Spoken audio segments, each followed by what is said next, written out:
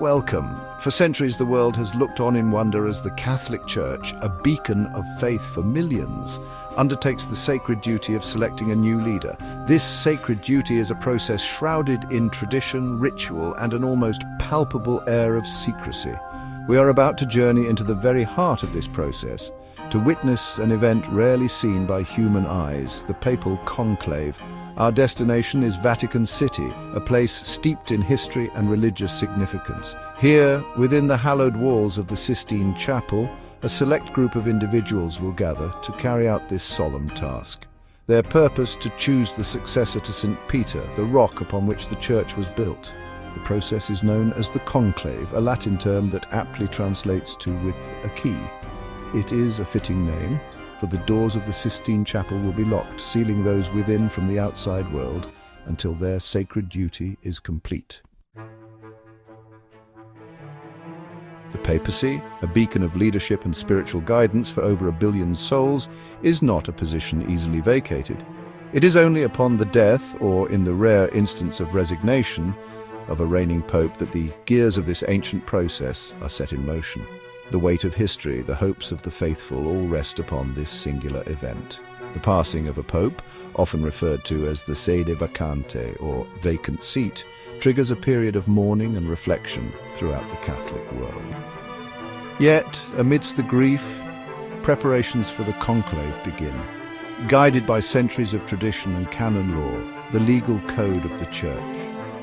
The interval between the passing of a pope and the commencement of the conclave is not arbitrary. It is a carefully allotted span of 15 to 20 days, a period of transition that allows for the arrival of cardinals from every corner of the globe, each drawn to the Vatican to participate in this momentous occasion.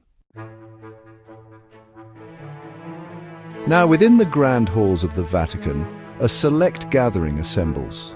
These are the cardinal electors, the most senior members of the Church's hierarchy, each chosen for their wisdom, piety, and unwavering dedication to the faith. They are the shepherds of the flock, and they, from among their own ranks, will choose the next shepherd to lead them. Drawn from every corner of the globe, these men represent the vast diversity of the Catholic Church. Each brings with him the experiences and perspectives of his homeland, adding to the rich tapestry of the conclave. But there is one unifying factor that binds them together, their unwavering faith and their shared commitment to the task before them. Their responsibility is immense, for they are choosing the Vicar of Christ on earth. The weight of this decision rests heavily upon their shoulders, yet they carry it with grace and solemnity, for they are guided by the Holy Spirit. The conclave is a process unlike any other, a time of intense prayer and reflection. To ensure the sanctity of their deliberations, the cardinals enter into a period of seclusion known as the custodia. They are cut off from the outside world, their only focus, the divine task before them. Within the Vatican walls, silence reigns. Gone are the sounds of the city, the constant hum of modern life. Here, there is only the quiet murmur of prayers, the rustle of vestments, and the echoing footsteps of men deep in contemplation.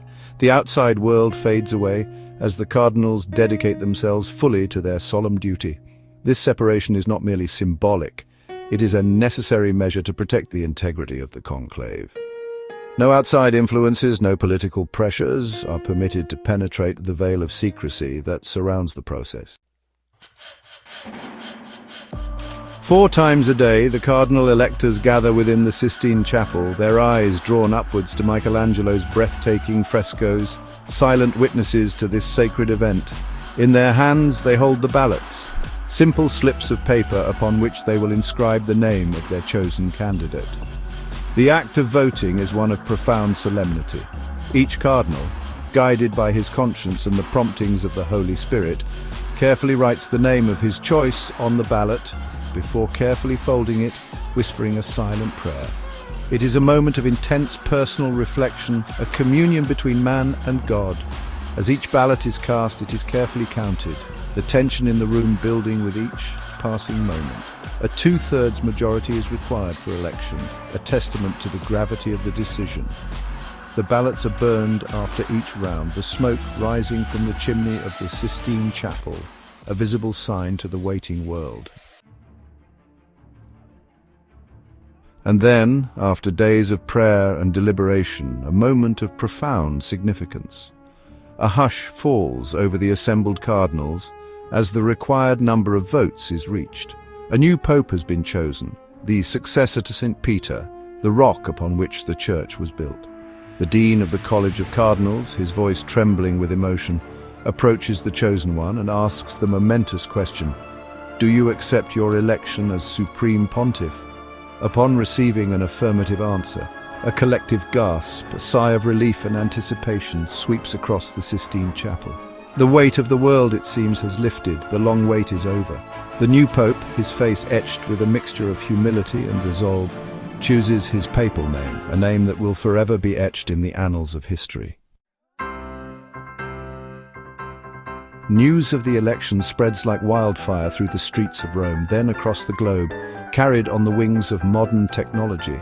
The faithful rejoice, their prayers answered, their hopes renewed. The Church has a new shepherd to guide them. The newly elected pontiff, now clad in the white vestments of his office, steps onto the balcony overlooking St. Peter's Square.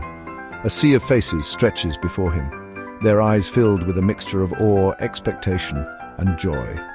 This is his first public appearance as the leader of the Catholic Church. And as the traditional words "Habemus Papam," we have a pope, ring out across the square, a cheer erupts from the crowd. It is a moment of immense joy, a celebration of faith, and a testament to the enduring power of the Catholic Church.